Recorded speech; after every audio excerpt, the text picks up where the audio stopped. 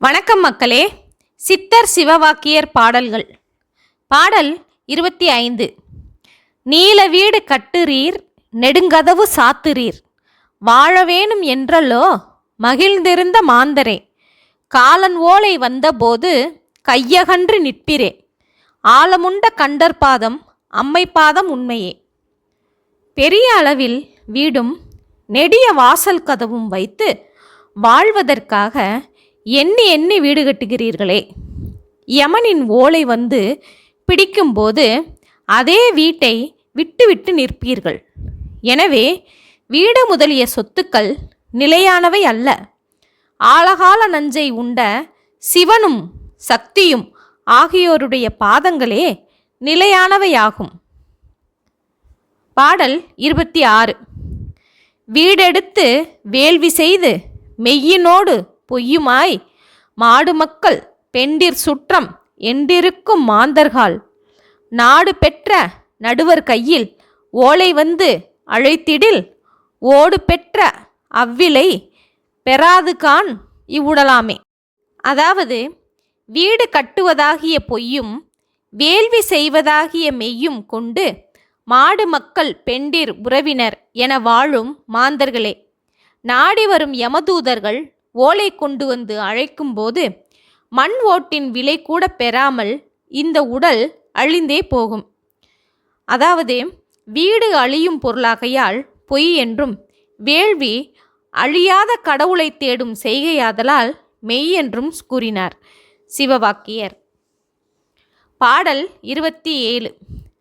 ஓடமுள்ள போதெல்லாம் ஓடியே உலாவலாம், ஓடமுள்ள போதெல்லாம் உறுதி பண்ணி கொள்ளலாம், ஓடமுடைந்த போது ஒப்பில்லாத வெளியிலே ஆடுமில்லை கோளுமில்லை யாருமில்லை யானதே. இதன் விளக்கம், படகு இருக்கும்போது அங்கும் இங்கும் உலாவலாம், போவதும் வருவதும் உறுதி என்று நினைக்கலாம். ஆனால் பாதியில் படகு உடைந்து போனால் படகில் போவதும் இல்லை, அதற்காக துடுப்பு போடவும் தேவையில்லை. ஒப்பில்லாத பெருவெளியில் எந்த உறவும் இல்லாமல் நாம் மாய்வதே நடக்கும் என்கிறார் சிவவாக்கியர். பாடல் 28. அண்ணலே அனாதியே, அனாதிமுன் அனாதியே, பெண்ணும் ஆணும் ஒன்றல்லோ பிறப்பதற்கு முன்னெல்லாம், கண்ணில் ஆணின் சுக்கிலம் கருவில் ஓங்கும் நாளிலே, மண்ணுளோரும் விண்ணுளோரும் வந்தவாறு எங்கனே. தலைவனே, அனாதி காலத்திற்கு முன்னும் அனாதியாக உள்ள பொருளே, உடலோடு பிறந்த பிறகுதான் ஆணும் பெண்ணும் வேறு வேறு ஆவர், அதற்கு முன் இருவரும் ஒன்றே. எண்ணி பார்த்தால் ஆணின் சுக்கில கருப்பையில் கலந்த பிறகு மாந்தர் மண்ணில் உடம்பெடுத்து பிறக்கின்றனர். அவருள் விண்ணில் உள்ள தேவர்களும் கலந்திருப்பது எப்படி என்று கேட்கின்றார். அதாவது தேவர்கள் அல்லாத தெய்வங்கள் சக்தி வடிவில் செயல்படுகின்றன. இதைத்தான் திருமூலர் கூட காயத்தில் நின்ற கடவுள் என்பார். பாடல் 29. பண்டு நான் பறித்து எறிந்த பன்மலர்கள் எத்தனை, பாலிலே ஜெபித்துவிட்ட மந்திரங்கள் எத்தனை, மிண்டராய் திரிந்தபோது இறைத்த நீர்கள் எத்தனை, மீளவும் சிவாலயங்கள் சூழ வந்ததெத்தனை. முன்பு நான் பூஜை செய்வதற்காக பறித்து எறிந்த பூக்கள் எண்ணற்றவை, முறையில்லாது ஜெபித்த மந்திரங்களும் ஏராளம். உடலில் வலிமை சேர்த்து திரிந்த காலத்தில் கிணற்றிலிருந்து நீராட்டுவதற்காக அபிஷேகத்திற்காக இறைத்த நீர்களும் அளவற்றன. மீண்டும் மீண்டும் சூழ வந்த சிவாலயங்களும் பல பல. அதாவது இந்த பாடலில் அகபூஜையில் உள்ள பயனும் புறபூஜையில் இல்லை என்றே சிவவாக்கியர் கூற வருகின்றார்.